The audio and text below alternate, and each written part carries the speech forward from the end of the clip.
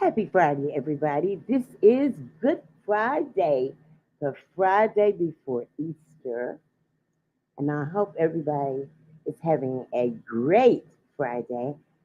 And, my name is Katie Lowe, and I am the host of Rhythm Flow Radio live stream right here on Meta Facebook Live, YouTube, and Spreaker.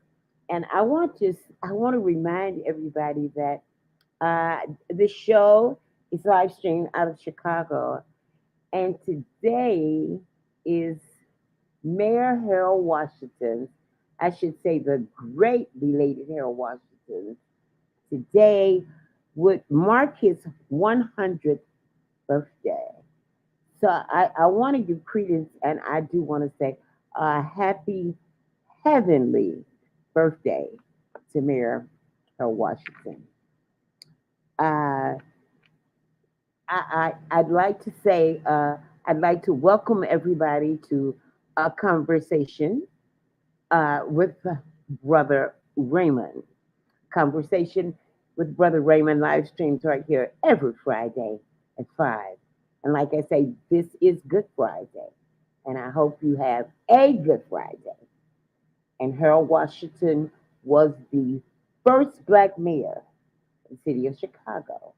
And today he would turn 100 years old. So, like I say, a happy heavenly birthday to him. And without further ado, watch me disappear.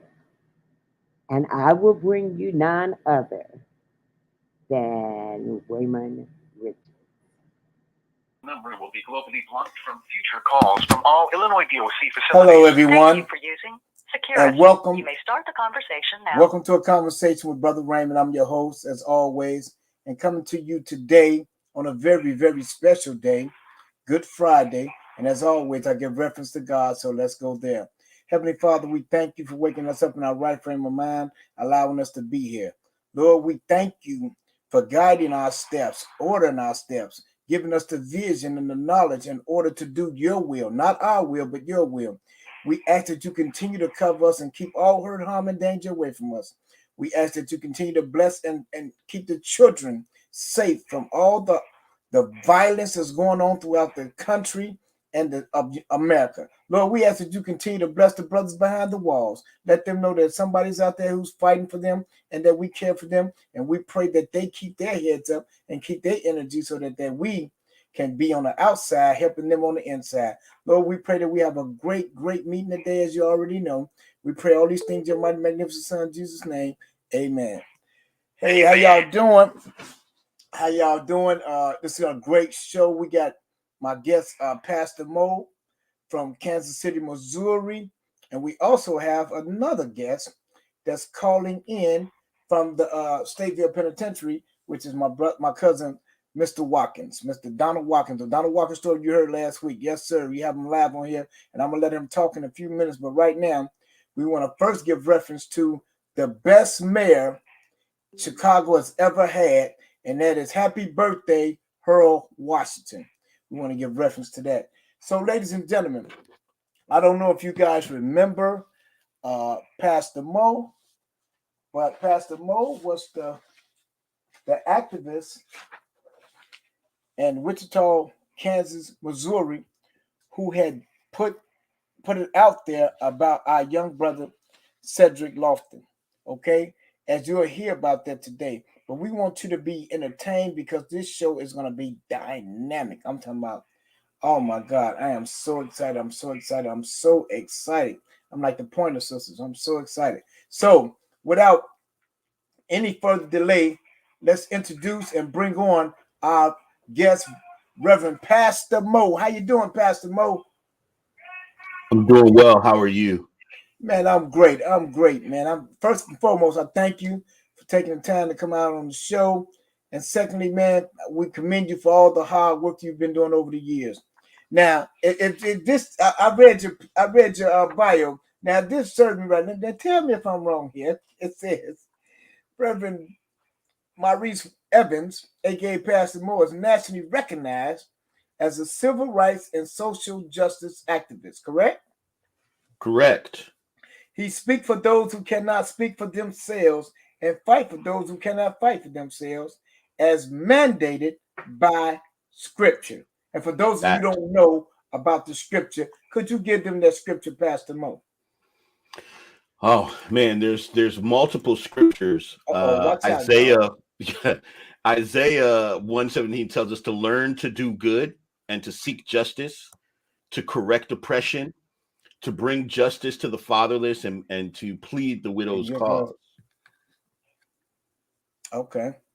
And a lot of people know about a Proverbs 31 woman, but they don't know about being a Proverbs 31 person. In the beginning of Proverbs 31, around verses 8 and 9, it basically says for us to speak for those who cannot speak for themselves, to fight for those who are too poor to fight for themselves, and to uphold the causes of people who don't have the ability to do this on their own. So literally, God mandates for us to take on civil justice. We see in Isaiah as well that the throne of God is the foundation of it is built on righteousness and justice. So how can we say that we are people of the Most High God when he sits on a throne of righteousness and justice if we don't stand for that as well? Exactly. And that's what I hear you. Amen to that. And so it goes on to say he regularly advocates for all marginalized people and when necessary publicly speaks truth to power, organizing movements and rallying for civil disobedience.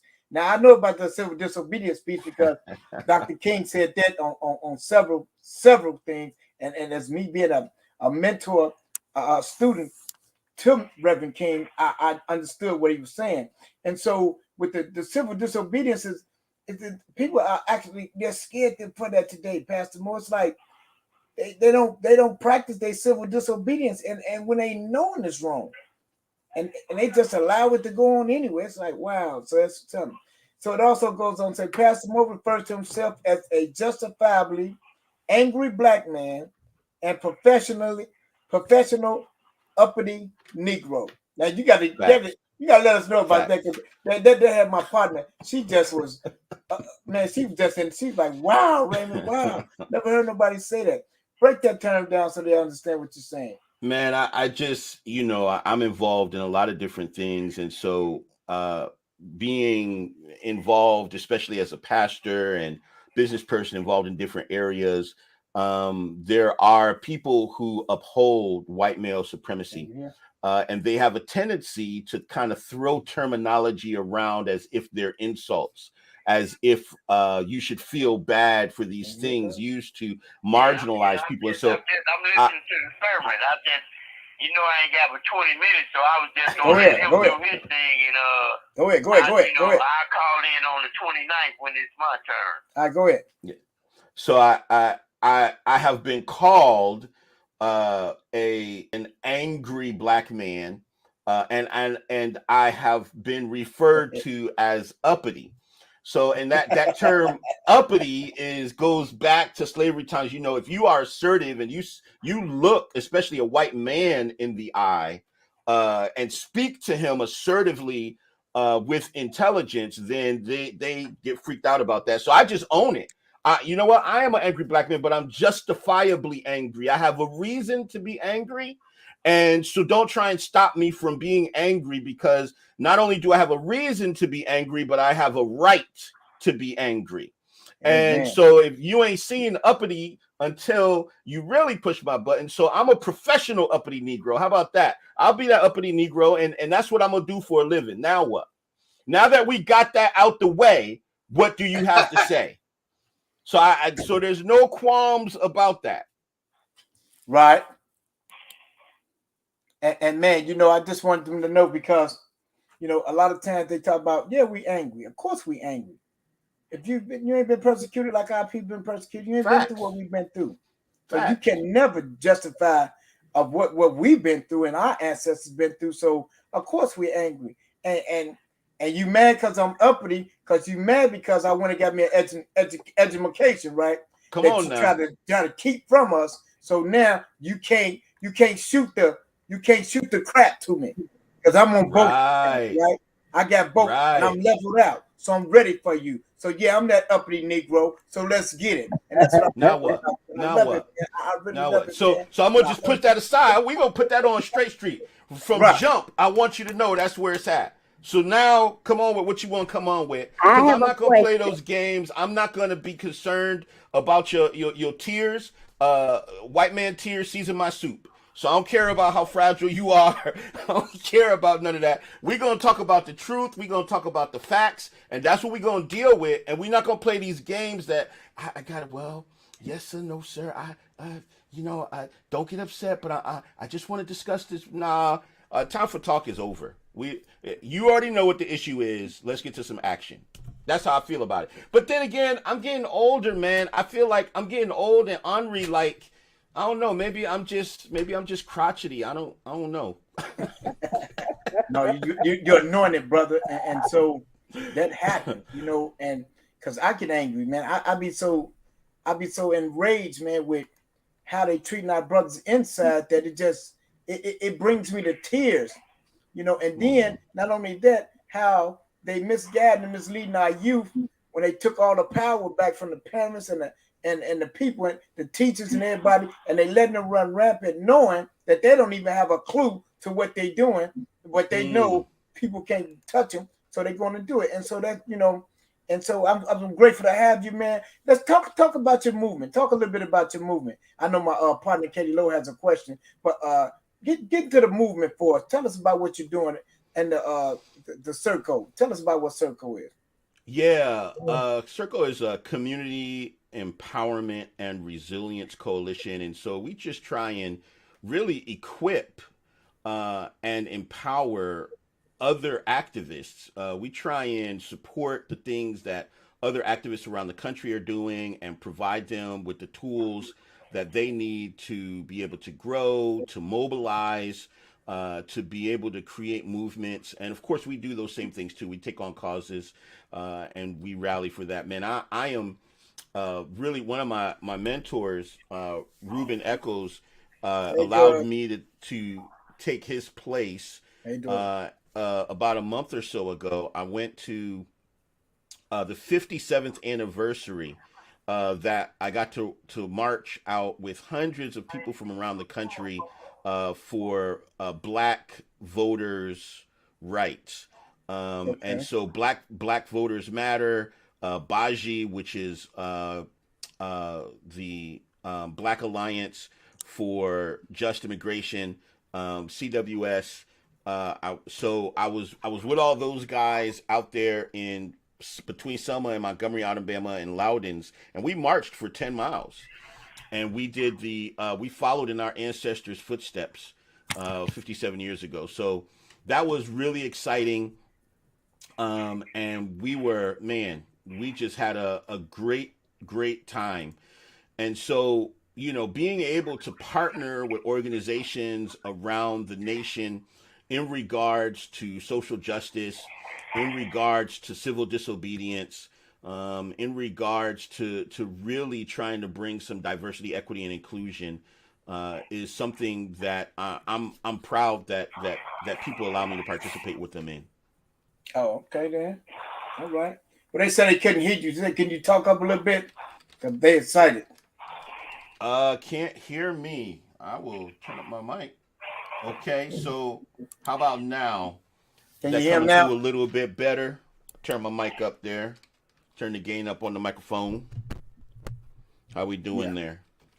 So, as everybody knows, how we met, the volume is low. Oh, wow. How we met was on... I'm redlining now. It should be distorting. That maybe that's on the volume or something.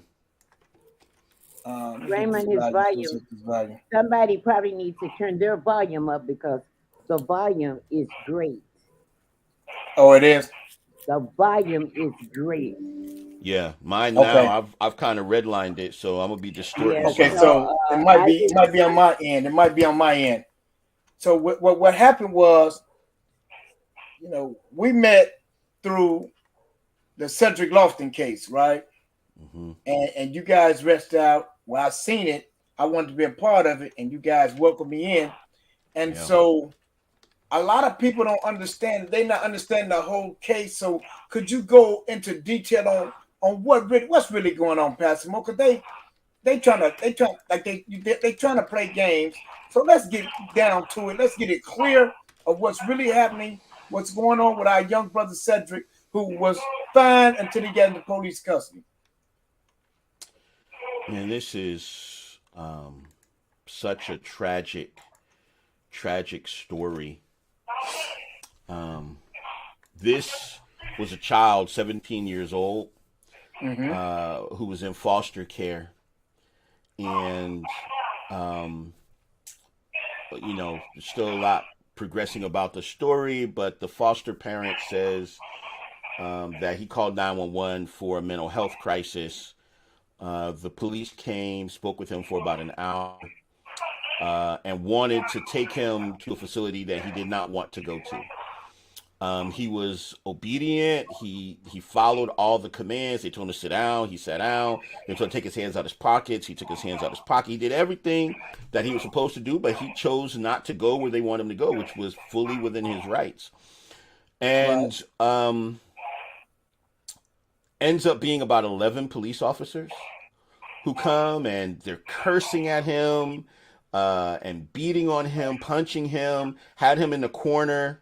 There's a 17, he's 5'10", 100, 35 pounds, something like that. I mean, he's yeah, I'm reading it. Lightweight. And the police are manhandling him. They put him in this torture device. And this was called a torture device by the Arkansas ombudsman, where they wrap you up like a burrito. Your hands are handcuffed, your feet are handcuffed, your legs are wrapped together, you're shackled to your knees. It's a horrible torture device they put him in. And then instead of taking him to a mental health facility, they took him to, I don't know what, that's not coming from my end. They took him to a juvenile detention center, which is the JIAC, Juvenile Intervention and Assessment Center, where they were supposed to do a mental health evaluation. They didn't. The police officer initially had put in, they thought he was possibly on a substance or having a mental health crisis, but the officer, they said, well, you're going to have to remove him from this. You're going to have to do this and that. And they were like, we don't want to do all that. So they changed their answers on the form. They put him in this facility. They let him out of his cell. He's wandering around. Then 4 people end up assaulting him, beating on him, and they end up sitting on him for more than 45 minutes, suffocating him to death. The district attorney decided that no one is responsible. No one is to be held accountable. 0 charges filed at all. Now, this district attorney has never filed charges against any victim of government or law enforcement when they are a person of color. He's never done that. So, and there was some shenanigans going on with his office. And so now there's a fake task force and that has no power, that they're going to write a research paper and present a book report. But nothing is being done, Department of Justice. And so, we just had the situation in Michigan. We still see that Black lives don't matter. Florida is gerrymandering. All of the things that scare white people are the things that I like to be involved with. One of the things that we're going to be pushing now is for people to register to vote. And some people feel like voting doesn't matter, but let me tell you, when white people don't put effort into holding on to their power for things that don't matter. Right. Sports don't matter. So you bowing a knee during the pledge, they weren't really concerned about that. What they are concerned about is stopping people from voting, stopping people from mailing in ballots, stopping people from registering, stopping people from having transportation, stopping people who are waiting in line from getting water, changing district guidelines, changing whatever they can to hold on to the votes that they can get. Yeah. Right. Economic empowerment matters. And I'm talking about mastering industry at an industry level. That matters. That frightens white supremacy. I like to be involved in these things that are frightening to white supremacy. Yes. And so I am down with public humiliation. They don't like that. That's why we march. That's why we protest. That's why we get in their face. They don't like when you're economically empowered because now you have the ability to navigate the legal system, the rules that they set up. Now you can play their game and beat them at their game. They don't like when we vote. So, I'm really going to be involved a lot with the immigrant community here over the next couple of years and black communities as we try and get people to see the power that they can have in being involved in these things. Have 1 minute left. So, I didn't hear what you said there. Go ahead. That's from the that's one of my cousin. He's listening from Stateville. Go ahead. Okay. So, we want to, action is important. People by and large can only treat you the way you permit them to treat you. And you gotta be willing to deal with whatever costs there are. Unfortunately, we have a lot of people who are willing to sell their soul for a Happy Meal with no Troy. and so you have what the bootlickers don't understand is that those same boots are going to crush them at any moment. You don't benefit by becoming white adjacent. You don't benefit by catering to white supremacy. There is no long-term benefit. There definitely is no generational benefit. Thank you for using Securus. Goodbye. We've been at this for 400 years now. Yeah. So we got to do something different. They don't want to play nice. So why are we still playing nice? Right.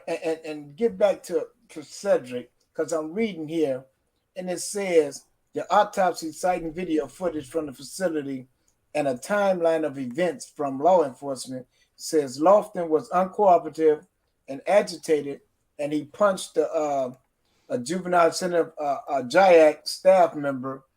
Staff members restrained him, placed shackles on his ankles, rolled him into the prone position, and handcuffed his hands behind his back at 5:08 a.m., the autopsy states.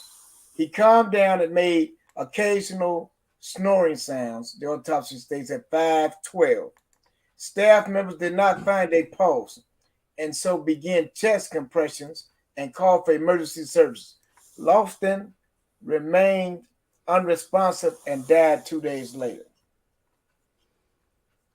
That's what they said. So that's from the early information that was put out by District Attorney Mark Bennett and Sheriff Jeff Easter, and it's full of lies. Yes. They refused to put the video out. We requested it multiple times. Every news agency in the country requested it. Filed what's called a core report, Kansas Open Records Act, which is basically our state version of FOIA, Freedom of Information Act. And so they refused to let that information out. We publicly requested it. They refused to let the videos out. We actually had to file a lawsuit. The family, one of the family members representing the family and myself representing the community, we filed a joint lawsuit. And so they finally released the video footage. Inside the JIAC facility where he passed away, where he was killed, it doesn't have audio, but we can see everything. He didn't die 2 days later. He died in that facility. He was pronounced brain dead 2 days later in the hospital. He died inside that facility. They went to extreme measures. They worked on him for 15 minutes and pumped him full of all kinds of things to get a pulse to return. So what they were able to do was to jumpstart his autonomic response system. Okay. But he was already gone. The EMS first on the scene, there was a police officer there at that time. So we do have that audio, and he said that both of his eyes were fully dilated. He was non-responsive. There was no pulse. There was no. So we're talking, and we put out on our Circle Facebook page, we put out a video that shows, and we put a timer on it. So you could see how long somebody was on him. You could see how long it was where they realized he was not breathing. And you can understand that they killed this child in that facility. There was no fighting, no alter. We have all that video. You can see all of that, and none of that happened. When they first were talking, they were constantly talking about K2 and fentanyl and meth, trying to make it seem like he was on drugs, and many of the officers, he had to be on something. He was so strong. But we look at the video, there's not this superhuman, Incredible Hulk show of strength. What we see is a bunch of incompetent officers who don't know what to do, who are giving contradictory commands to each other, who are stumbling over each other. Wow. They are poorly trained. And so the fact that they think that their behavior is normal lets you know how they handle other situations. It shows the lack of training. It shows the lack of sophistication. It shows the anger that they displayed and their revenge tactics. District attorney actually said, hey, if you're in the system and you're a child, we tell you to sit down, you got to sit down. And if you don't, we can do whatever we want to do to make sure you sit down. Wow. So this opens up, and this is why our city council and our county commission and our district attorney all have done nothing. They don't want, with the exception of one. There's one county commissioner who's brand new, Lacey Cruz. She has stood up and said, hey, this is not right. We need to investigate this. We need to pull the records. We need to have Department of Justice. But all the rest of our city council, all the rest of our county commissioners, over a dozen people, they don't want an outside investigation. They don't want Department of Justice. The reason they don't want this is because it blows wide open this abusive system that has taken place for a very, very long time. It's the same reason they didn't want a company, Amazon, for our city was going to sponsor an automated computer system that would review police video cam footage for the last 2 years to look for bias and escalation. They didn't want that. They didn't want to have we just recently, within the last 5 or so years, got body cameras for PD, and that was a 2-3 year fight to get that, because they do not want accountability. They do not want transparency. So any of that information is contrary to what anybody can see on the videos, to what anybody can hear from the police cam. This is not the situation that they made it out to be. This was a young man, or soon to be young man. This was a young child who was killed simply because police had their ego bruised. Simply because JIAC workers have their ego bruised. So, in reference to what they were saying, they also were talking about that Mr. Brother Lofton was mentally challenged. So they got a Kansas City teenager died in law enforcement custody after being restrained and prone position. His death was ruled a homicide. Well, of course it was a homicide, because what I've seen from you personally and the group, the restraints that they had for this young man. And I want you guys, if you able to follow Pastor Mo, you'll see his page and they show you the restraints and everything. This is so deplorable to put somebody in. It's heartbreaking. Like you said, it's heartbreaking, and it's hard to even talk about, as you can hear me getting a little worked up, because this young brother was 17 years old, had a bright future. And if you look him up, you can look at him and see clearly he's nothing wrong with him. There's nothing wrong with him. He was just in foster care. Okay, he had an agreement, a disagreement. Not at no time was it death threatening, was harm being provoked or aggravated at no time. But yet and still, the foster parents took it upon themselves to call the law enforcement. And then when they went inside, didn't they watch out through the window, Pastor Mo? They watched through the window. They called the social worker. Social worker was 2 hours away, didn't want to come out. It's just a tragedy all the way around. Everybody failed Cedric. His foster parent failed him.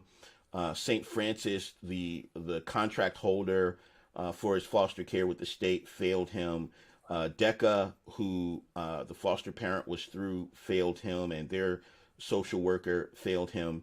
The police officers who showed on the scene failed him. The captain that showed up failed him. The 11 officers who abused him failed him. The intake receptionist failed him at JIAC. The 3 JIAC workers and 1 JDC, or 2 JDC and 2 JIAC workers that smothered him to death failed him. Yes, and so, man, wow. And it's just, so it's lawsuits all around. I'm looking at lawsuits. I hope that their attorney is going to sue everybody. I mean, they haven't announced yet what they're going to do, but I hope that he sues everybody. I hope they sue the city, the county, the state. Yes, I hope they sue the sheriff's office, the police department. I hope they sue St. Francis. I hope they sue Department of Children. I hope they sue the state of Kansas. I hope they sue everybody. Everybody needs to get the smoke. Yes, everybody needs to get the smoke. And people need to be fired. All of those workers, first of all, they got a paid vacation. So they got suspended with pay. Wow. So all of those workers got a paid vacation, and now all of them are back working in the same facility, in the same position. Wow. So people need to be fired. People need to go to jail. Yes. For homicide. The district attorney went through this whole thing to explain how homicide doesn't mean homicide. Like, come on, fam. Homicide is homicide, period. Exactly. So, wow. So it's homicide. It's just the corruption. It's just the corruption. The corruption of the district attorney. Mark Bennett is a corrupt district attorney. Sheriff Jeff Easter is a corrupt sheriff. At the time, it was police chief Gordon Ramsay, but he was a corrupt chief of police. Now he resigned right before all of this came out with Cedric. I'm sure he knew this was happening. And also, see, our police department now is in hot water because there were racist tweets between Wichita Police Department and Central County Sheriff officers. And these were all police officers who had killed people. Wow. Bragging and laughing and joking and making racist comments about the people that they killed. Whoa. Yeah. So that's where we are.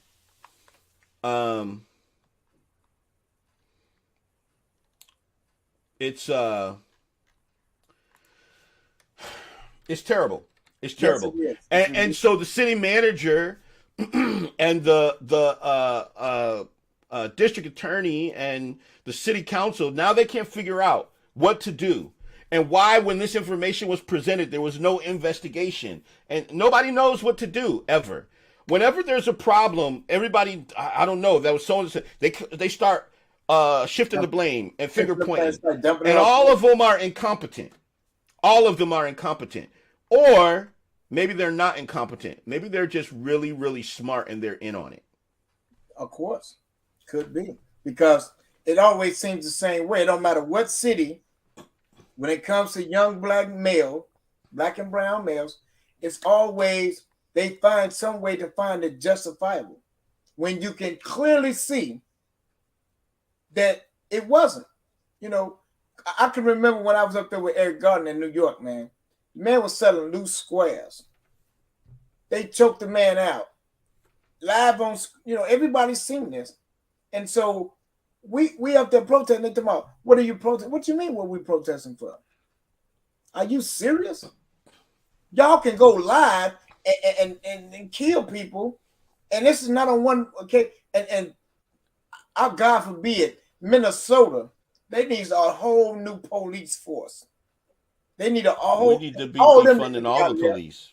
I mean, overall period in police department and training. Because at the end of the day, this is ridiculous. And it happens over and over again. Now it just happened in Michigan. Okay. Where it's live, and everybody can clearly see that he was wrong. He was bogus.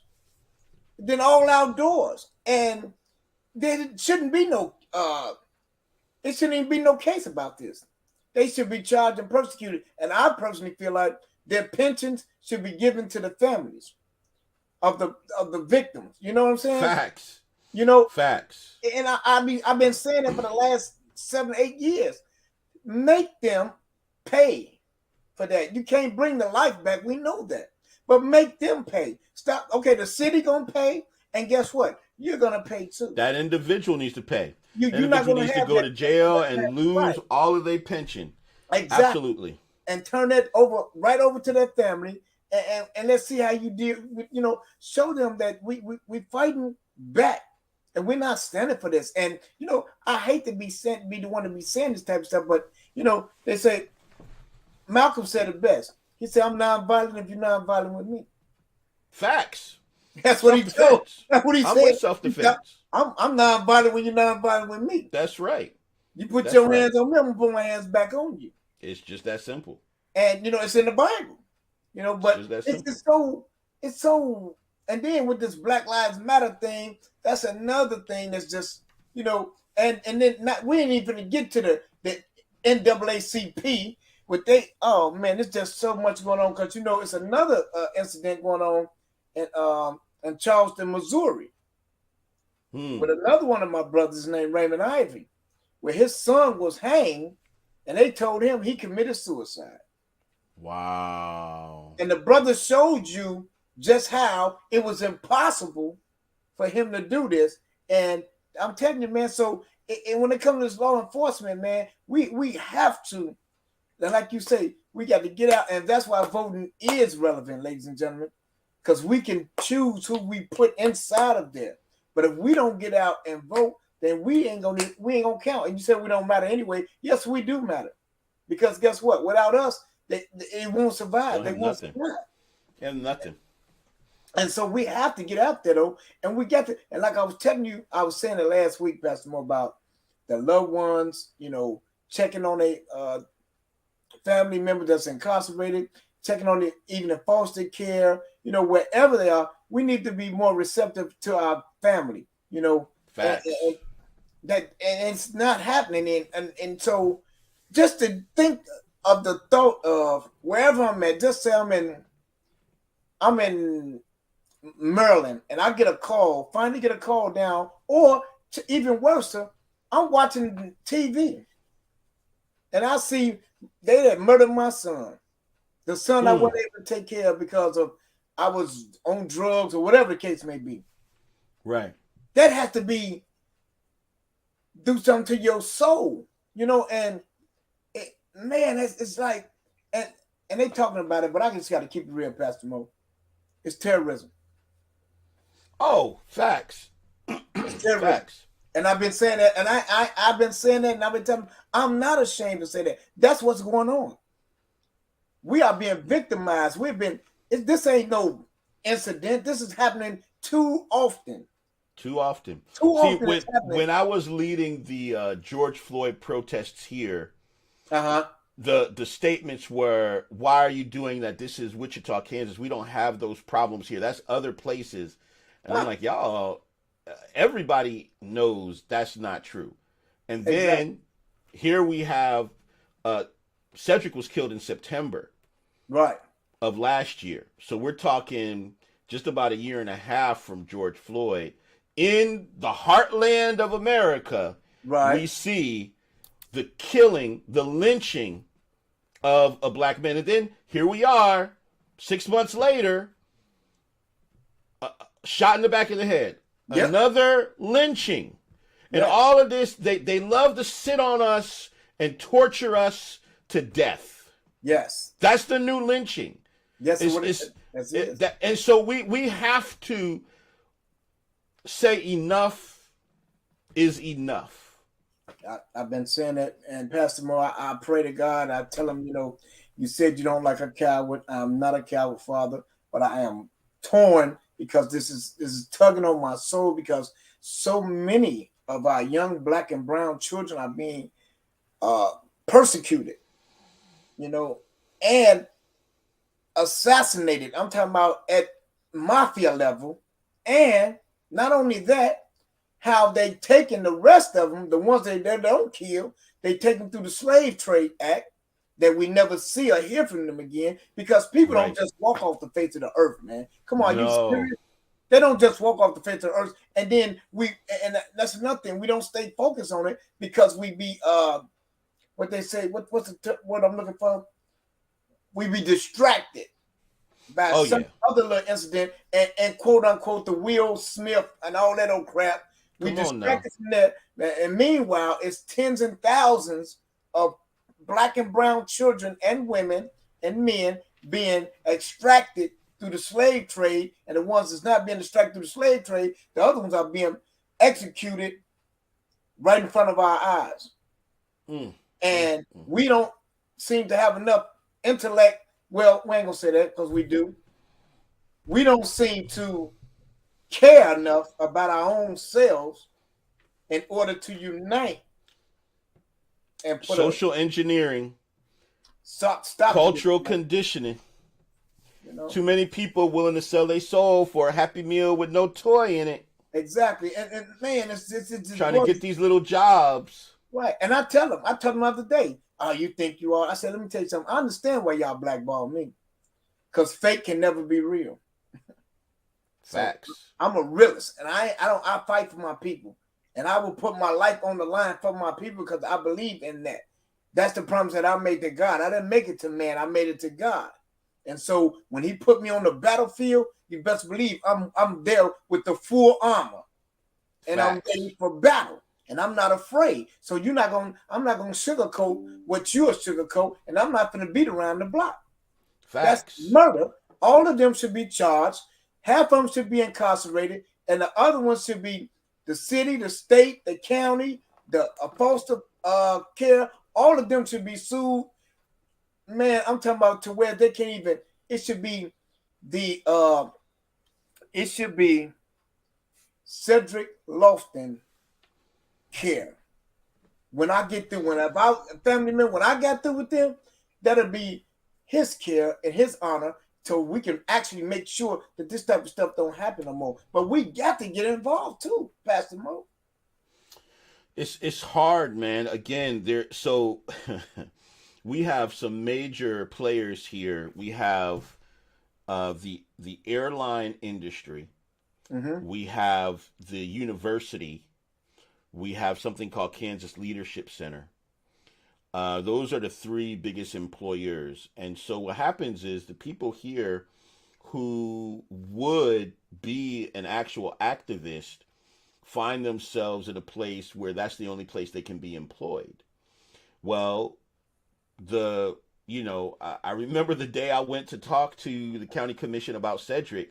They started out with giving these awards to Spirit Airlines for all they did in the city, and Spirit Airlines thanked them for all the money that they raised and allocated for them, right? So there's this tightness between government and Spirit, and of course WSU and the government, right? So what you have are civil activists who are employed by these groups. And I'm not talking no six-figure jobs and high-paying. These are just regular old jobs. But here they will blacklist you. Here they will try and cancel you. Here they will ostracize you and prevent you from being involved in things. And so the people who could be most effective end up not being involved, or they will actually sabotage and disrupt things that are going on. And then you've got the faith community here, who is silent because a lot of them have construction companies that get their contracts from the government, or they have a nonprofit organization and so here pastors stand up and talk about how good our police department is. Wow. What? Now they're not going to hold a protest. They're not going to hold a rally. They're not going to allow people to use their facility for such. They're not going to influence their people to get involved, active in social justice. They're not going to do that. So the civil rights, quote unquote, activists have a conflict of interest, and the faith community has a conflict of interest. So who's going to fight City Hall? And that's the divide and conquer game. That's a cold piece, man. That's a cold piece. And when they implemented that, they knew beyond a shadow of a doubt. Just like when they do it with the black vote, they picked 2 black candidates, and they know that's going to split them, and they can walk in whoever they want to really walk in, because at the end of the day, they only need 3 or 4% of the black vote to begin with. But we not knowing that, thinking that they fully need our vote when they really don't need our vote. They need them to split our votes so that one can't outdo the other, and then their primary candidate can outdo them both. But we're not understanding that. They're not understanding that, and so it's just sad. It breaks my heart, man. You know, and that goes on. It's going on in Chicago. You know, and the activists is taking the monies. You know, you swore to uphold a law higher standard than the police. Right. Now, I'm not saying you can't be compensated for your work that you do, but don't sell your soul for a Happy Meal. Money under the table to do so, or to turn a blind eye to these children who are being slaughtered and massacred out here on these streets. For you don't say nothing, because that's what's been happening. That happens and still happening in Chicago right now. They give him 50,000. They give him 100,000. They give him 30,000. You look that way. You look that way. You look that way, and then we got the 3 blind mice, right? They don't even give them that much here. I mean, that's why I say for a Happy Meal, if you're gonna sell your soul, at least get a premium for it, right? Right. So you could retire in Tahiti somewhere with your family. You know what I'm saying? If you're gonna do it, give me some hundreds of millions of dollars, so because I gotta now live with myself. Exactly. Right. And so I'm gonna need some counseling. I'm gonna need some therapy. Yeah, I betrayed my people. I need a lot of money. But see, people like yourself can't be bought. So that's what's dangerous. See, I am self-employed, and so when they can't get me fired. There you go. Right. And so my wife and I, we don't do the couple swapping thing, right? we don't participate in their little swingers, because that's a big thing. Right. I don't sell drugs. I don't do drugs.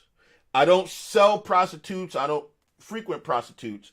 So the problem is they have tried to, maneuver to manipulate me, and they can't do that. Exactly. And that's what makes people like myself, dangerous to them, because we can't be controlled. Yeah. So what they do is they focus on the people who can. So what you'll notice is that I had Cedric's name in the news locally every week, and was national momentum and these kinds of things. You mentioned NAACP, and some other people came along and convinced the family, hey, we're going to take on your cause now. Let me tell you, it's been crickets about Cedric nationally and even here locally. Yeah. I can believe that. Because the people who really, truly could, if they wanted to, could move mountains on behalf of his house. But what they just wanted was for this issue to go away. Because they were tired of being embarrassed that the national spotlight was there. Yeah. Right?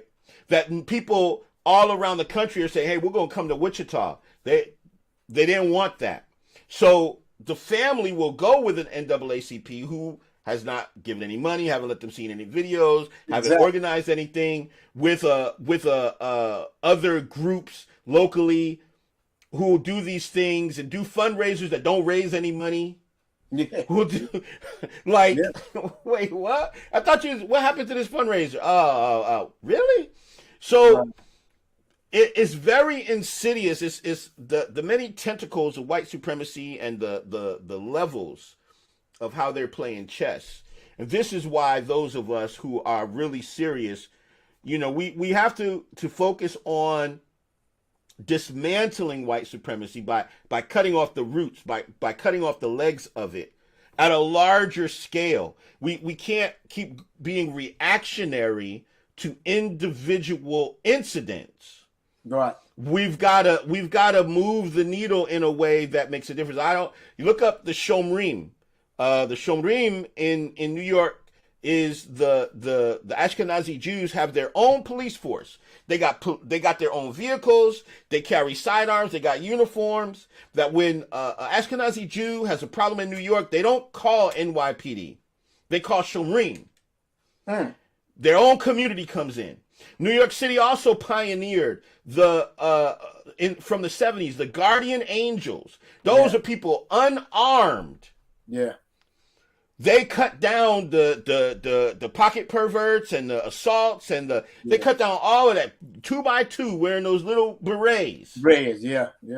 Okay, look at our indigenous reserves.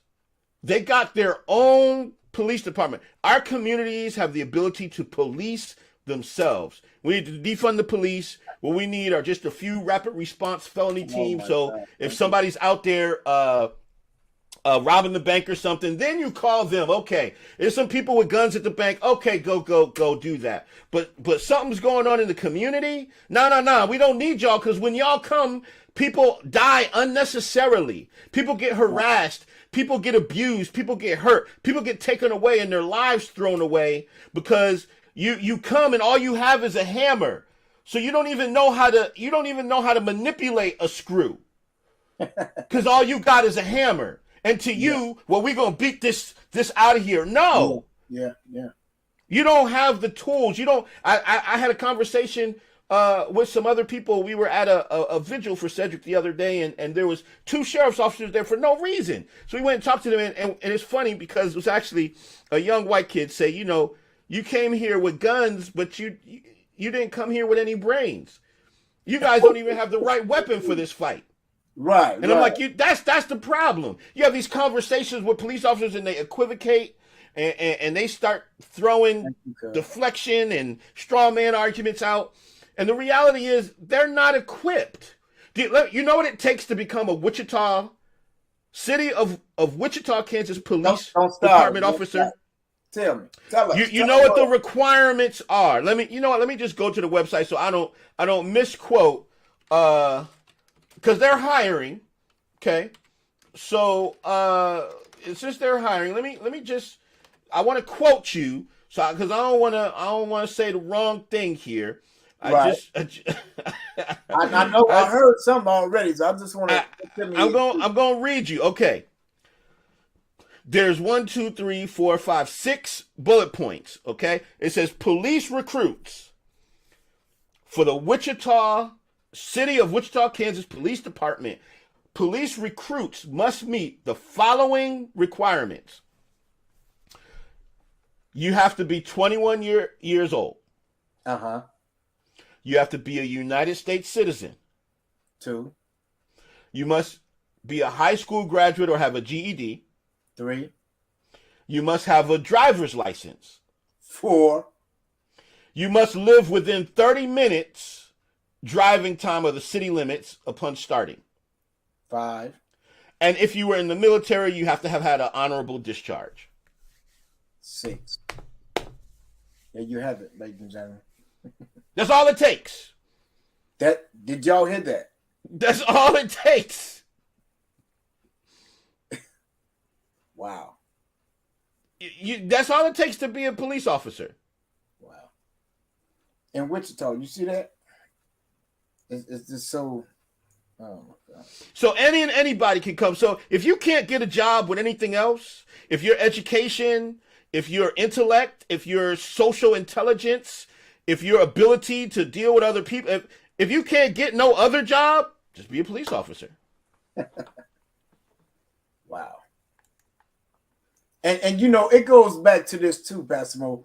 And that's why I had, that's it, baby.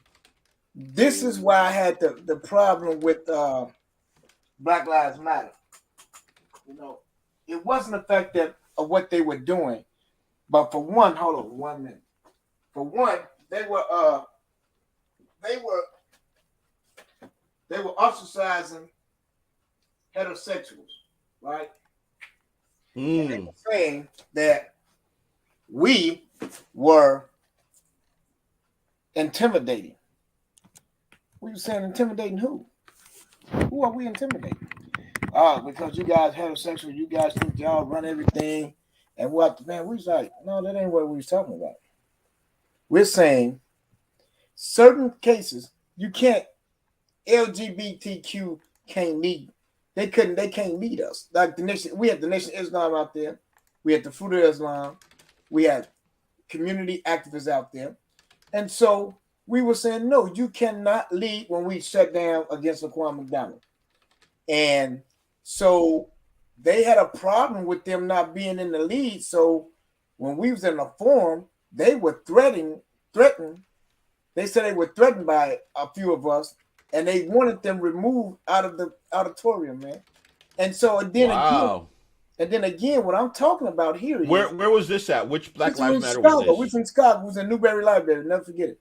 So this was Chicago Black Lives Matter? Because you know each chapter is different. Yeah, I know. I see. And so, but the whole thing, the whole concept of it is, if Black Lives Matter, why y'all ain't in the community?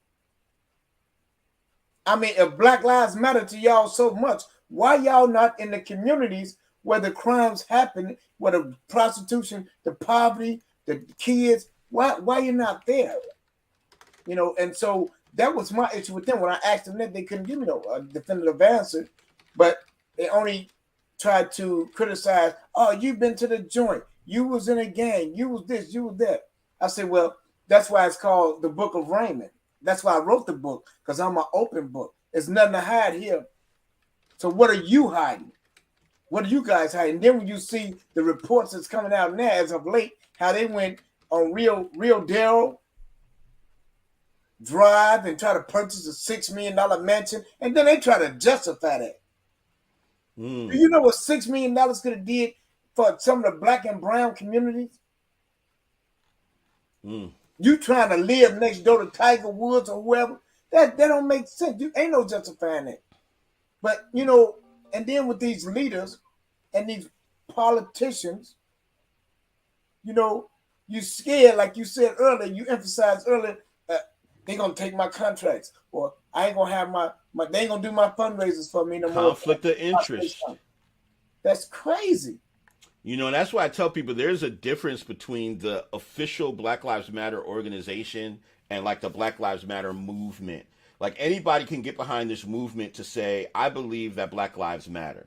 Exactly. When you get into the official organization and all of that, I mean, you know, that gets into politics and stuff, man. And I'm not with the politics. I don't care what you are. I'm just concerned that you're treated with dignity and respect. And me, again, I fight for all marginalized people. So I don't care who you are. I don't care if you are LGBT. Exactly. I don't care if you're indigenous. I don't care if you're black, you brown. I don't care what you are. If you are being taken advantage of, you're being oppressed, I'm with that fight. Exactly. I rock with you.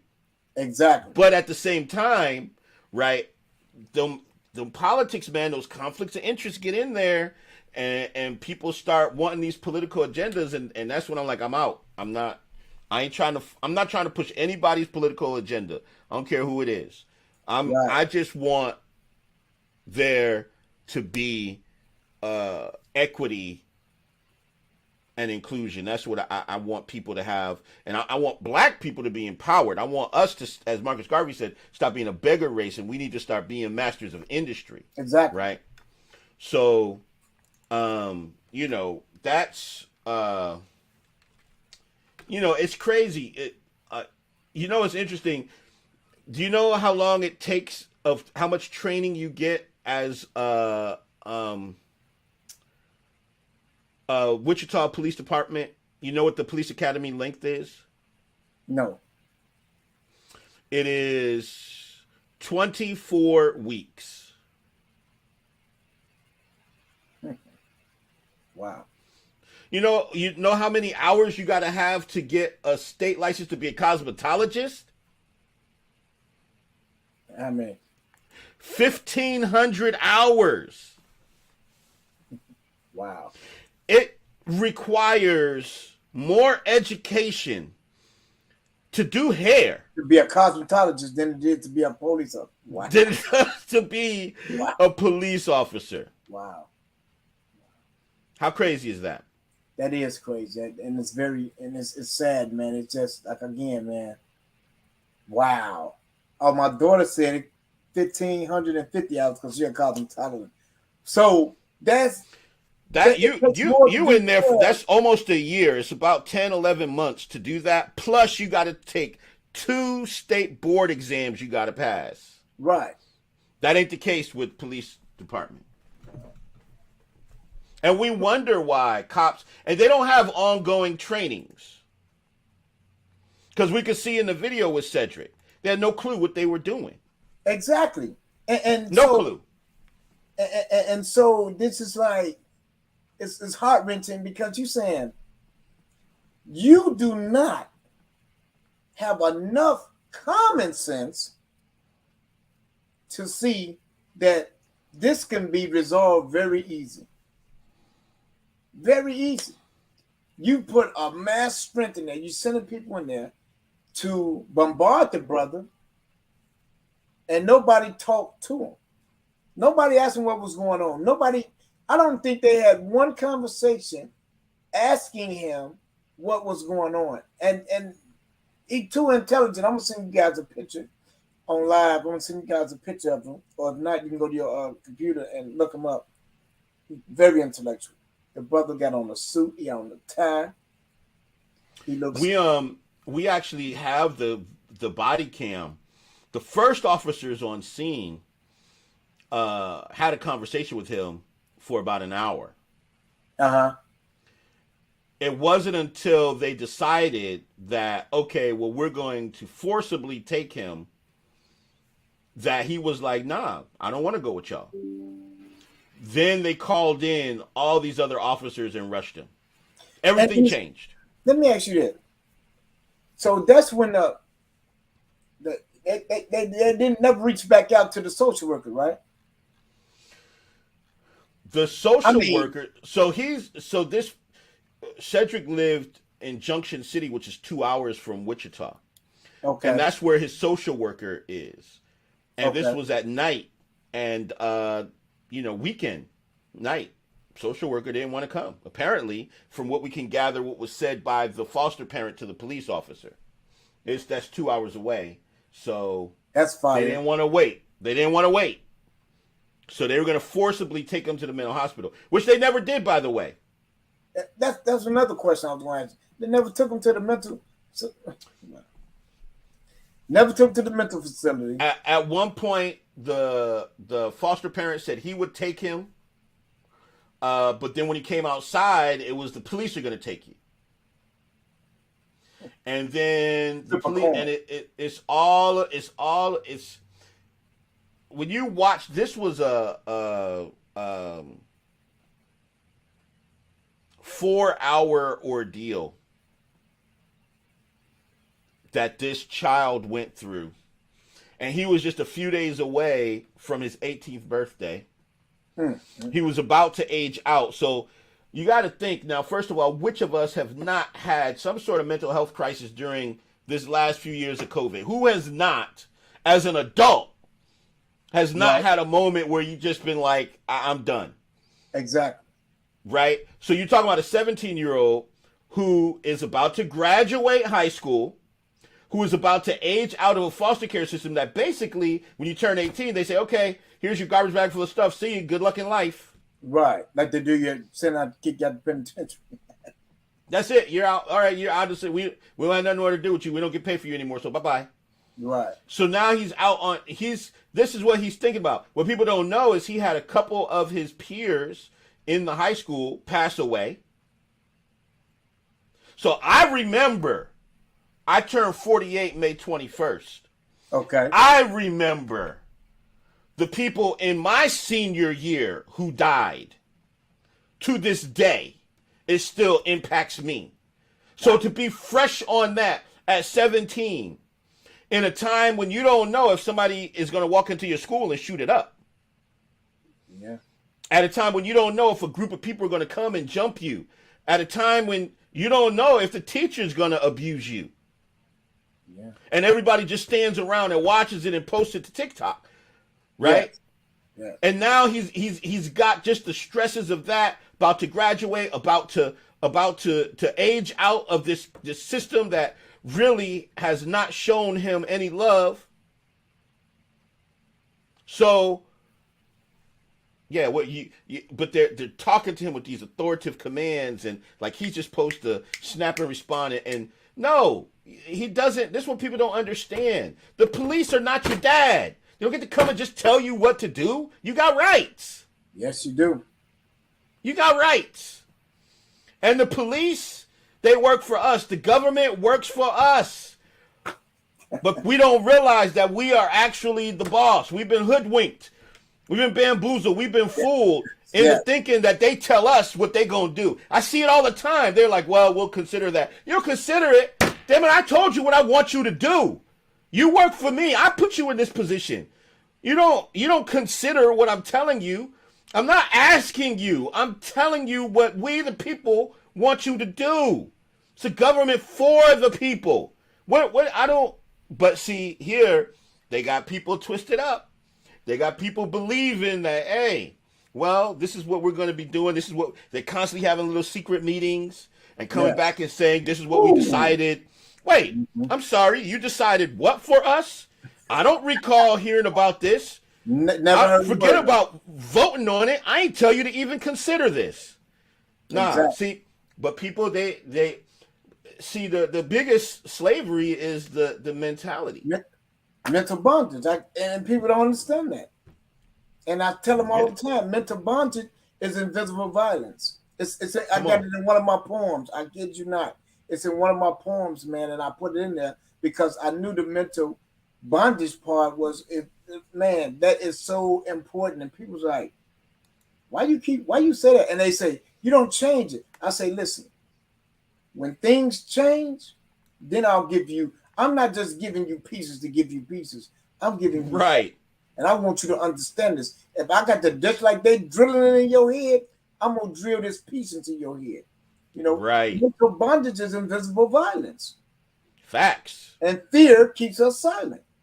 Facts. You know, and people don't understand that. They say because one guy came to me and said, "Man, Raymond, I just put together what you were doing, what you were saying, and you were right." I said, "Thank you," but you know.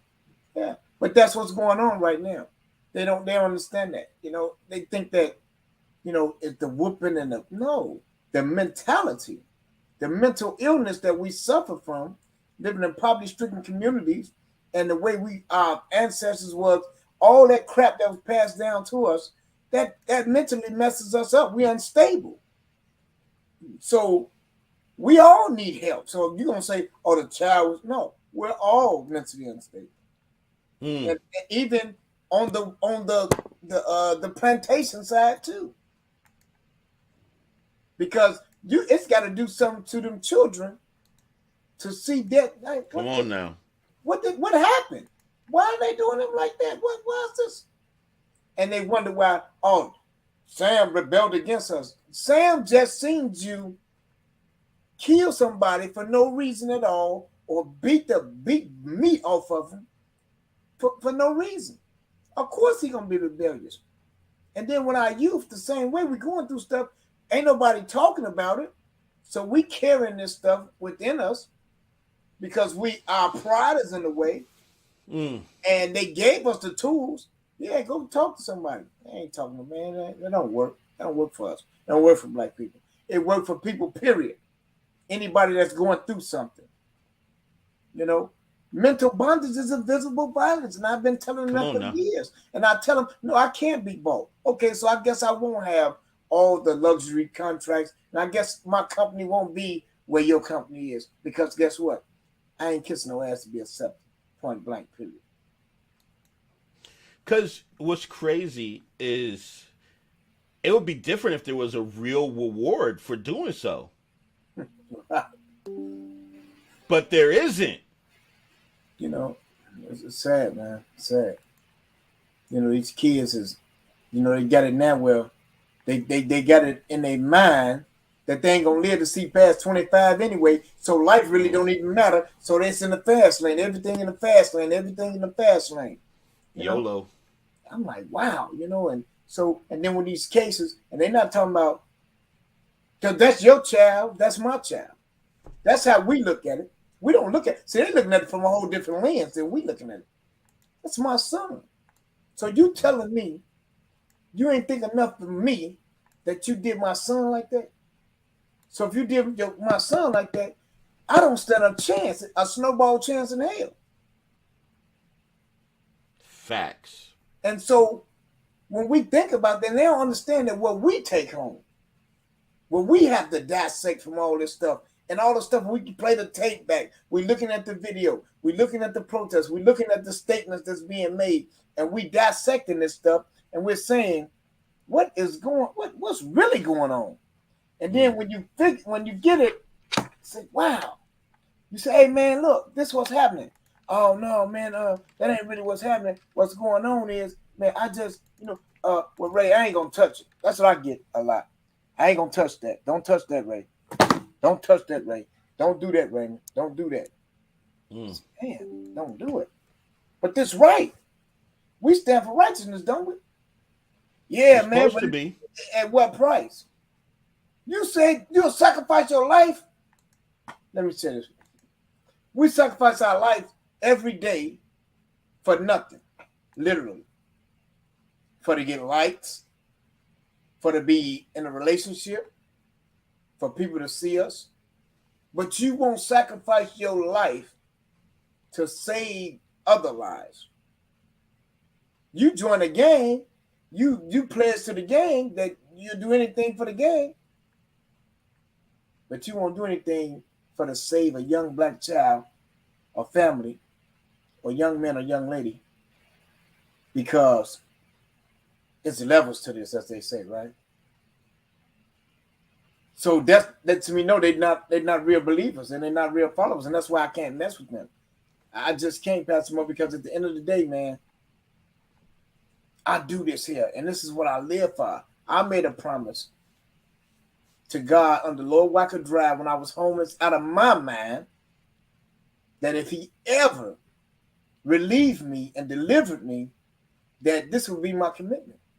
And that was in 2006. And I ain't bowed down since, and I will not bow down now.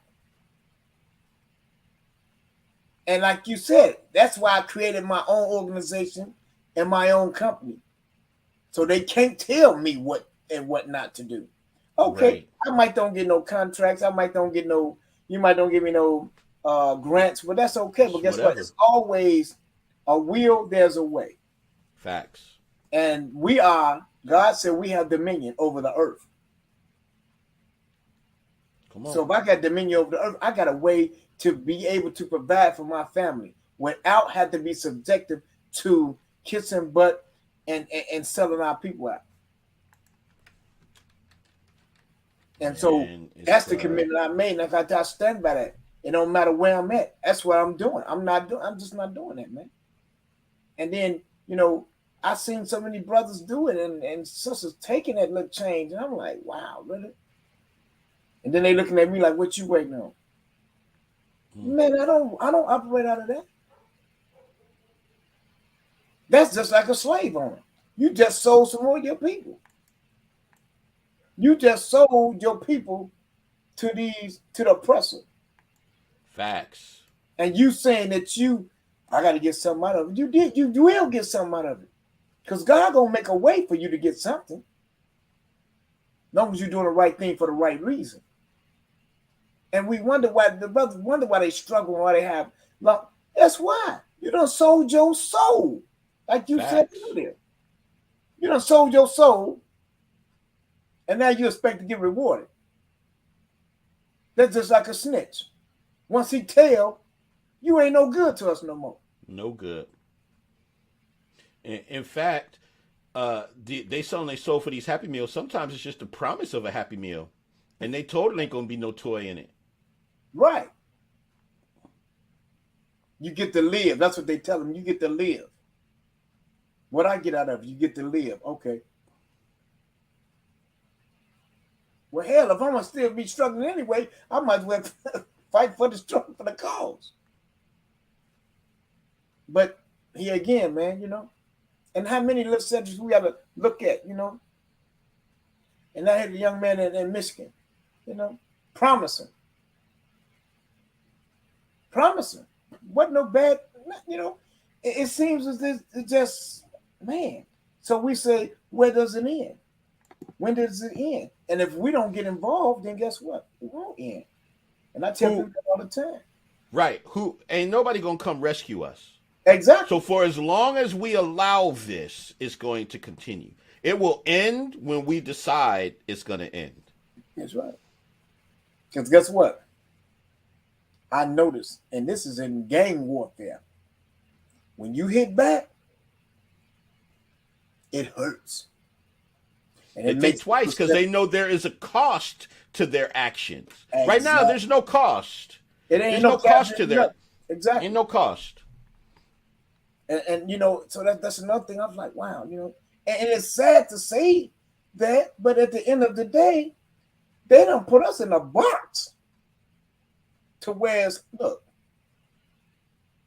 it's either kill or be killed around this joint, and we telling y'all face up.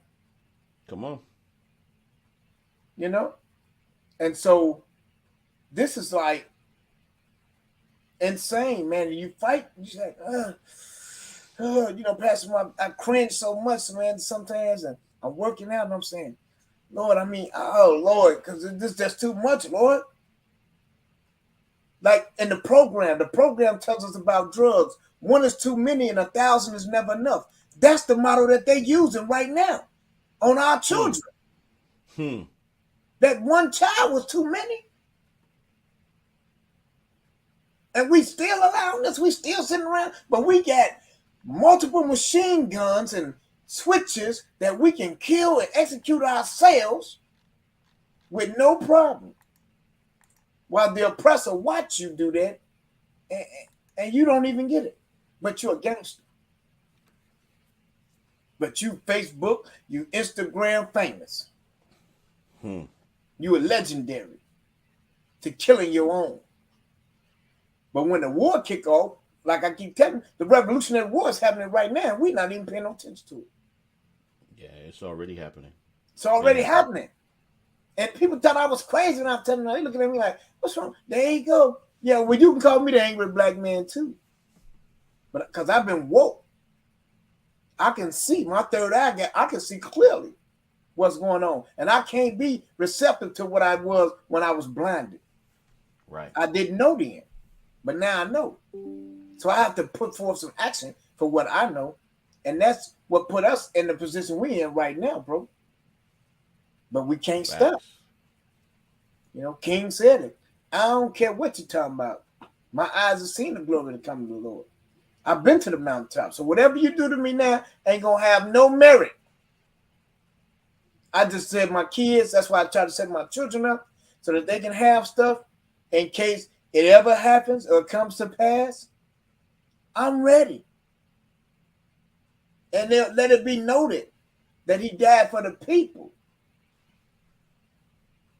Because this injustice is just, it's way too much, bro. It's way, and it don't even, it's not so much, it's so much as to where they don't even have no respect for you, and they tell you in your face, you're nothing, you're trash, you're filth. And we sit up and we go with that, man. You know? And so, man, it's just so insane, man, to where I look at it like, man, hi, Lord. You said you hate a coward.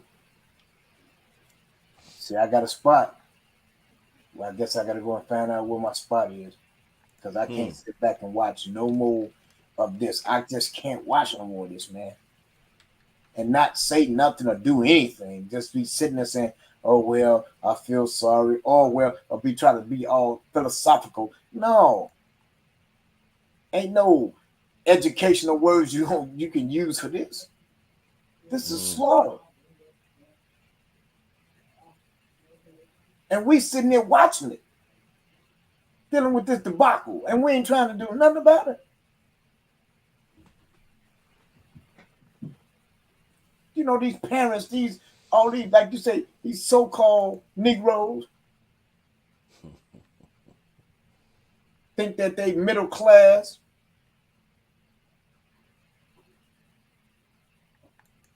You know, they won't even get involved, man. And to sit at the dinner table with the enemy and drink wine and like they doing something real big, talking about their own people. Not trying to find a solution or checking.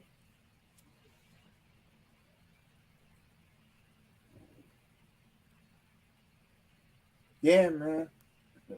So we got about 10 more minutes, man. You got anything you want to get off?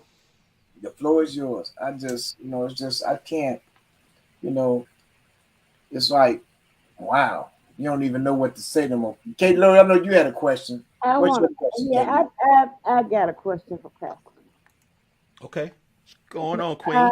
It's that America was founded on white supremacy. Facts. White supremacy was founded on Christianity. And it's still founded on that today. They still live among us.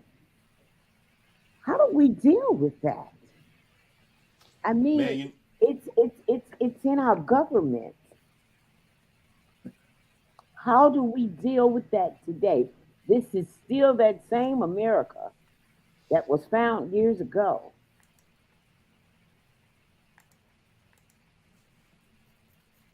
So that's a great question. And so I think one of the key things is that white supremacy is an appropriator of culture. White supremacy is a co-opter of things that exists. White supremacy is an oppressor of things. And so white supremacy is not founded on Christianity. White supremacy co-opted Christianity. Okay, so you have, just like we had for America, you said founded on white supremacy, a bunch of white men got together and said, hey, we're going to call ourselves the founding fathers, and we're not going to invite any women. We're not going to invite any native indigenous people. We're not going to invite any Africans. We're not going to invite any Asians. And we're going to make all the rules, and we're going to set it up on how things are going to be from now on, and everybody's going to have to follow this. And if we make any changes, it'll be because white men voted to make that change. Because originally, nobody but white men could vote. Absolutely. So that happened about 250 years ago. 500 years ago, in Europe, a handful of Germans, Martin Luther, Jerome, got together and started this Protestant movement.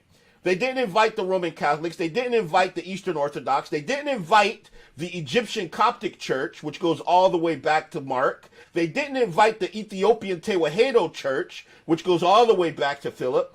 They didn't invite them, and they said, well, we're going to take these books out. We don't want these books in the Bible anymore, and this is what Christianity is all about.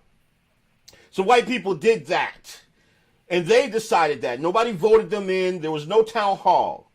Okay? But what we have to remember is, and I just did this talk last night. If you go on my page, you'll see the video.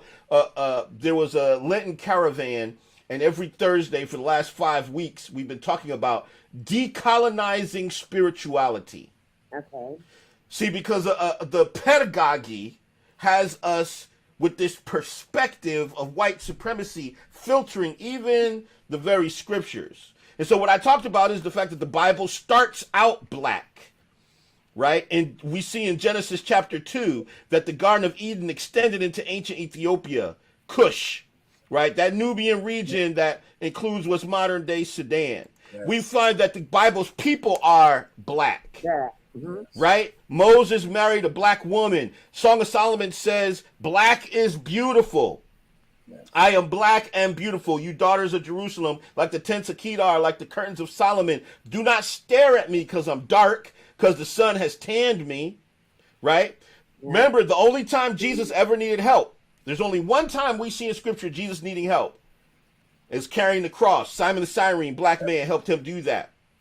Ethiopians worship God before the existence of Scripture. Moses' wife was an Ethiopian, right? Mm-hmm. So we see all the themes of the Bible. We see a black baby Moses was hid among black Egyptians from an enslaver named Pharaoh. We see a black baby Jesus was hid, a black Egyptian people from a colonizing Rome. We see a wrongly accused and slave traded Joseph passed for an Egyptian. Egyptians 2,000 years ago were black. The Levant area, called the Middle East, there's no such thing as a Middle West, North or South, so there's really no Middle East.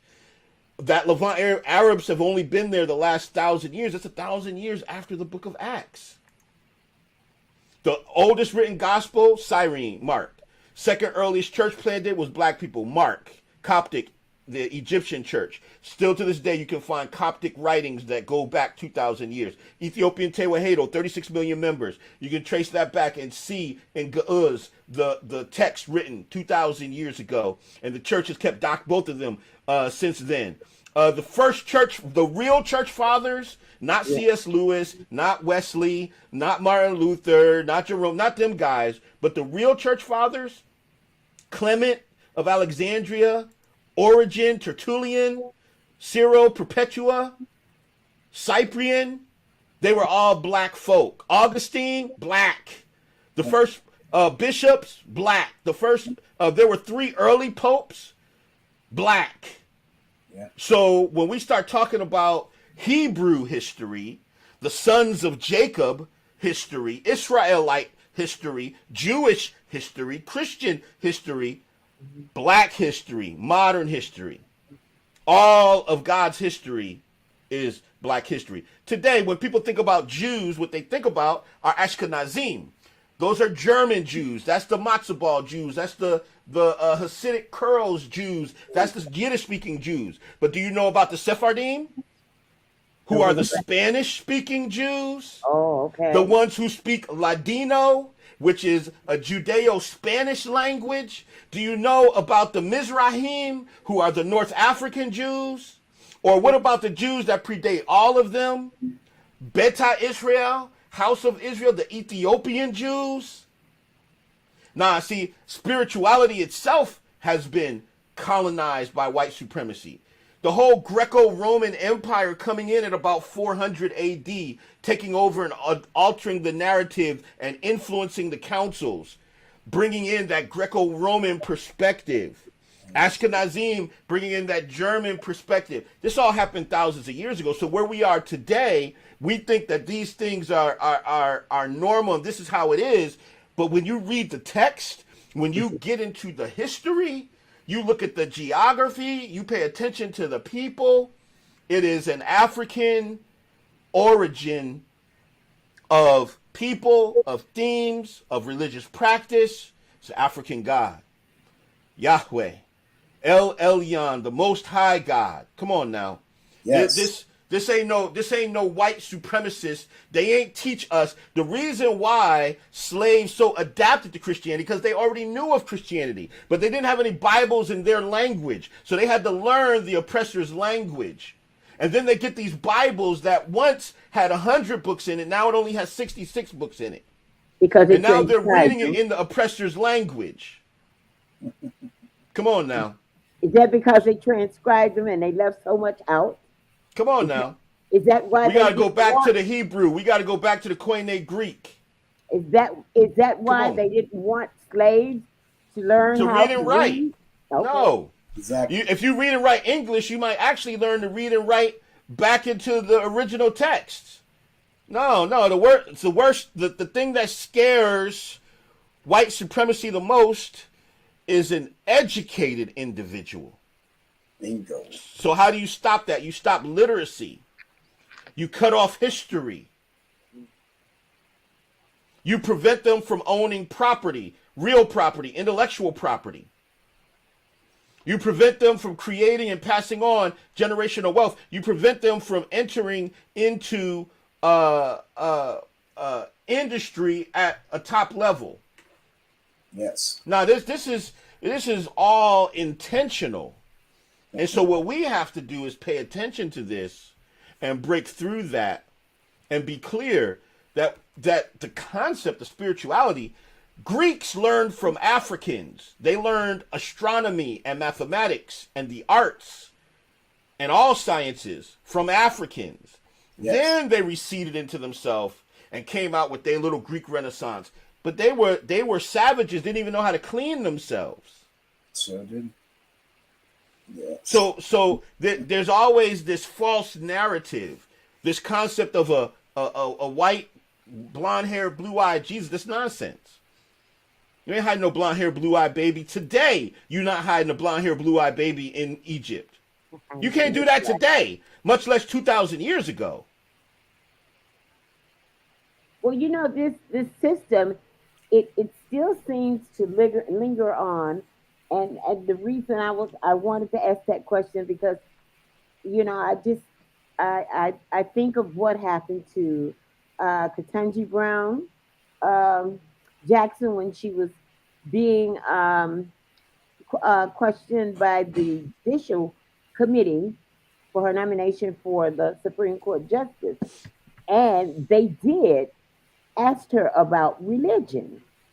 Yeah. Okay.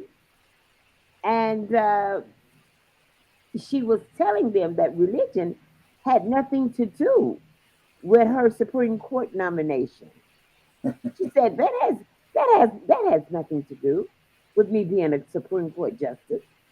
And I thought about it, and when Raymond said that you were coming on the show, I had some reading that I had done, and it told me that the religion, the Christianity, the white supremacists, I mean, they were considered a religious organization.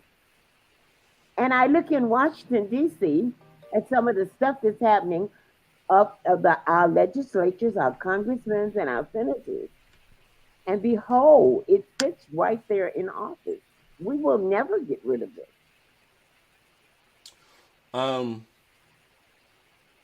You say white supremacy is a religion? Well, I mean, that's what their doctrine said, that they are religion. Yeah, I definitely think there are people who are religiously follow and benefit from white supremacy. I think they have infiltrated all religions that they possibly could. Yeah. The key is, again, we just are missing the things that Marcus Garvey talked about, us empowering ourselves and really mastering industry. So here's a example. Will Smith, right? Forget about the slap. Forget about Chris Rock. Okay. Let's look at the consequence, right? He was working on several movies. Yes. And now he's no longer working on those movies. Will Smith worth $250, $300 million. But still just an employee. Okay. Let's look at oh my gosh. What's the young guy's name wilding out? That does the Nick Cannon. Nick Cannon. Yeah. Okay. So whatever he said, I really don't even know what he said, but whatever he said upset some people, right? And he lost the show that he created and cultivated and built and formulated and got the blueprint to. He was removed from the show that he created. Yes. Until he apologized and came back, treated like an employee. Yes. Let's take it back a little bit farther. Monique said Netflix is not being fair. They're racially biased. They're not doing the right thing. Let's boycott them. Nobody paid any attention. You get these, these Graham Boulay people like Steve Harvey. Well, you got to play the game. You got to get the bag. Blah blah blah blah blah blah blah blah blah. Couple years later, Steve Harvey buys the rights to his program, to his show, and it does not get picked up by anyone. And now he loses all of his shows until Now he's an employee again until he went and worked for them and let somebody else own it. So you can play the game as long as we control it and let you know that at any time we can pull the rug from under you. That at any time, you got to know our thumb is on you. Our foot is on your neck. Don't you forget that. Why? Because we do not own distribution and we don't own discovery. Exactly. This is why certain cultures don't ever have to create anything and never have created anything significant contributing to society. And we so focused on, well, we got to be creative. We got to create. Listen, when we were slaves, we were creating the most amazing things. So we already know as a people, no one is more inventive, ingenuitive, and creative than Africans. Nobody on the planet. We got that locked. No matter what the circumstance or situation is, we're going to create something. But creation is not enough. Owning the creation is not enough. Because you got to have discovery. People have to know about, you got the best thing since sliced bread? Okay, how are people going to know about it? Well, that's discovery channels. We don't own any discovery points. Now, that means you got to pay somebody. Well, you can't afford to pay with that because everybody wants them to have their stuff discovered. So you're competitive. You can't afford that level of competition because we don't have no generational wealth. We don't have disposable income. We're not sitting on piles of wealth. We can't pool our money like that. So what do? Well, give us a part of the ownership. Give us half the ownership to discover it. Okay, great. I'll give you half the ownership. I'll keep the other half. Let everybody know about this. Okay, now everybody has known about it and discovers it. Now you got to supply the demand that's created by discovery. That's distribution. Well, everybody wants their stuff distributed. You can't afford to pay us? Well, we'll take half. Now you don't even own what you created. That's right. And because you could have the best creation, but people ain't beating down your door to distribute it. But if you are a distributor, people are beating down your door. If you're a discovery, people are. So instead of owning shows, we need to own networks. So Bill Cosby tried to buy NBC twice. Yep. You know what happened to him? They worked hard against him. Now, what he did was wrong, but I'm just saying he ain't the only one who did that and wasn't the only one involved with all that, right? But the pressure came on when he tried to make some moves, okay? So you know who else had a problem? Oprah. Oprah, when she was the #1 talk show, was fine. But when she got her network, all of a sudden, there's problems. Yes. Tyler Perry, studio burns down. When the last time you heard of a studio burning down? So we see these things. Magic Johnson, right? Magic Johnson, when he was making barber shops in the hood and movie theaters in the hood, yeah, go Magic, you're such a great guy for the black community. Do it, Magic, you got it. And then he tried to say, well, I'm trying to make this money. You know what? I think I want to do some developments downtown. Well, now, slow down there, Negro. We're not going to give you any permits or financing for that. Right? Right. Is that not what happened? That's what happened. Kanye West. This is before the Taylor Swift and before all of the Kim and before all of that. Kanye West wanted to start a designer clothing line, a high-end clothing line like a Gucci, not just some ghetto fabulous for the people. He wanted to do a high-end clothing line. Versace and those guys got together and went to the garment manufacturers and said, you may not sell him materials. Oh, wow. Then you got conspiracy stuff. You got Nipsey Hussle. Mysterious death after he's empowering the black community. Exactly. You got Prince, who wasn't playing ball anymore, getting ownership of his stuff. Mysterious death. Michael Jackson, a lot of people don't know this, Michael Jackson owned 51% of Sony Music Publishing. Yep. Sony Music Publishing is the largest music publisher in the world. He had the Beatles, the McCartney stuff. He had country music, rock music, techno. He owned 51%. He was the largest music publishing owner on the planet. And then suddenly his doctor makes a mistake in the dosage. Okay. Yeah. So let me tell you something. My mom was a Motown singer. I spent 30 years on the business side of the entertainment industry. I became the largest independent concert promoter in Pinellas County, Tampa Bay, Florida. As long as I did pop and urban music, Usher, Destiny's Child, stuff like that, after parties, all that kind of stuff, no problem. This is back in the late 90s, early 2000s. When I tried to get to where the money was at that time with country music, they would rather the whole tour miss the entire state of Florida than to have one stop with a black promoter. Wow. See, we have this misconception that it's a meritocracy, that, you know, if we just show them that we work hard and our money is as green as theirs. There's places higher up that they have decided, no, we don't want black people here. So here's a pop quiz. I know we over time. Here's a pop quiz. Name one industry. You get to pick the industry. Just name one industry. We'll look up the stats, but just name any one industry where you think black people control more than 1% of the power and wealth in that industry. Just of all the possible. I'm just gonna go on a limb and say BET. BET is owned by white people, brother. I know. I'm just going on a limb. I know that. We don't even own black entertainment television anymore. Exactly. We don't. So people, you know, there's people say, well, that's racist. Why do you even have to have a black internet? Well, the reason why BET started was because MTV would not play black artists. Exactly. The same reason we had Ebony and Jet, because white magazines wouldn't feature black people. The same reason why we have black funeral homes, because when our soldiers, our black soldiers who died and gave their life supposedly for freedom in this country came back, white funeral homes wouldn't handle their bodies. So we had to learn instantly overnight how to handle and care for black bodies and create black funeral homes, which, by the way, are being gentrified. A lot of them are being bought up and actually have white owners behind them now.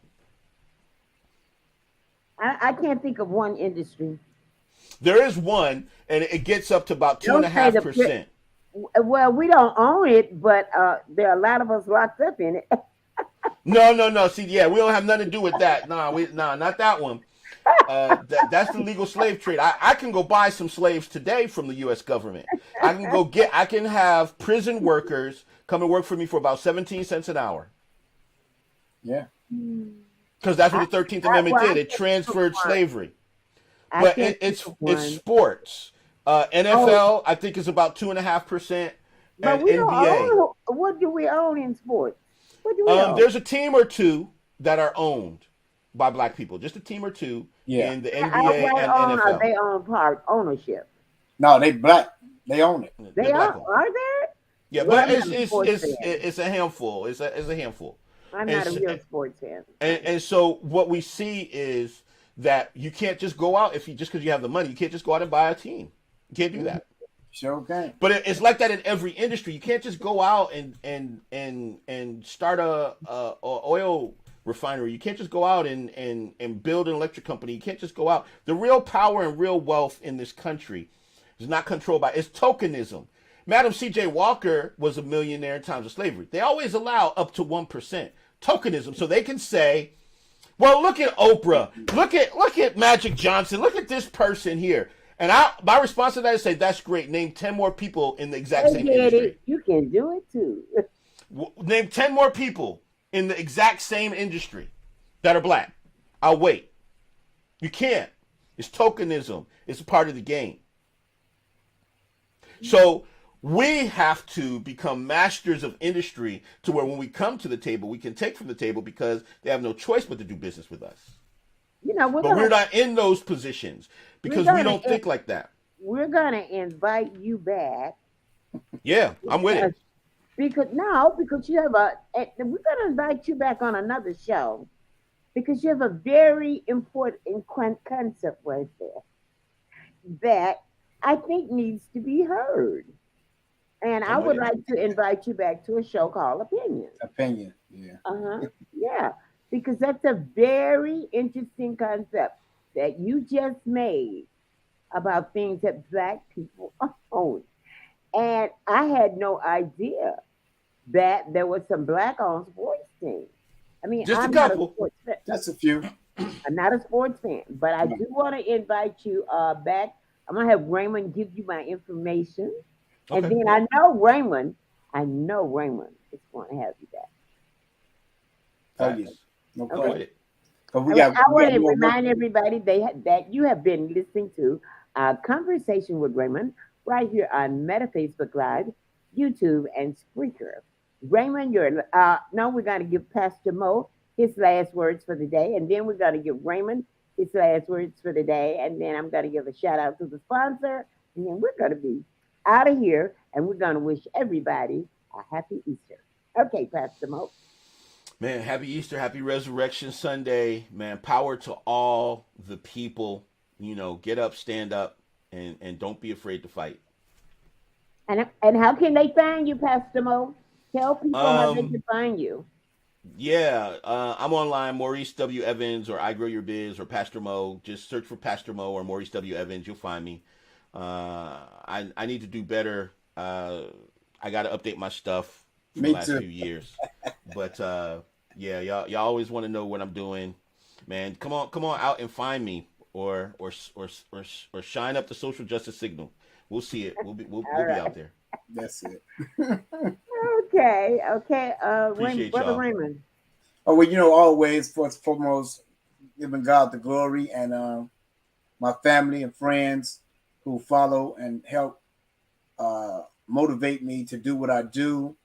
Shout out to the Queen, Nicole Turner, Martha Helping Hands, Brothers Standing Together, worldwide now, and shout out to you, all the listeners, because I do this for you. I don't do this for me. I don't do this for no glory or nothing. I do this for the people so that you can be enlightened and educated on a lot of things that you might not be educated and enlightened on. And this is why it's called a conversation with Brother Raymond, because we have these type of conversations. And I find brothers such as Pastor Moore and other people in order to bring them on the show to enlighten you on what's really going on, because we are fully in the dark on a lot of things, and we think that we up on game, but we're really not. So, and also I want to wish my big sister Donna Richard a speedy recovery. She just had surgery. Y'all send out y'all prayers to her. And my son, I'm proud of Raymond Jr. He'll be graduating. And I just thank everybody for everything that they've done for me. And again, I don't play the blame game. Don't nobody owe me nothing. I owe everything to myself. God has provided me the opportunity and the means to go and get it. And that's where I'm at. I'm going to get it. And so I committed my life to fighting for the cause. And that's where I'll die, fighting for the cause. That's what's up. I rock with that. And my name is Katie Lowe. And I thank you for logging on to Rhythm Flow Radio today to a conversation with Brother Raymond right here on Meta Facebook Live, YouTube, and Spreaker. Today's show is brought to you by the Crawfords for Peace. Let there be peace on earth, and let it begin with me. I want to say to everybody, have a happy Easter. And as Nicole Turner would say, from Martha's Helping Hands, do something. Reach out and touch a homeless hand. Because when you do, you help someone. When you are in a position to help someone, you help yourself. We will see you next Friday right here at 5. Yes, sir. Peace. Conversation with Brother Raymond, with Raymond Richards. Bye, everybody. Have a great weekend. Appreciate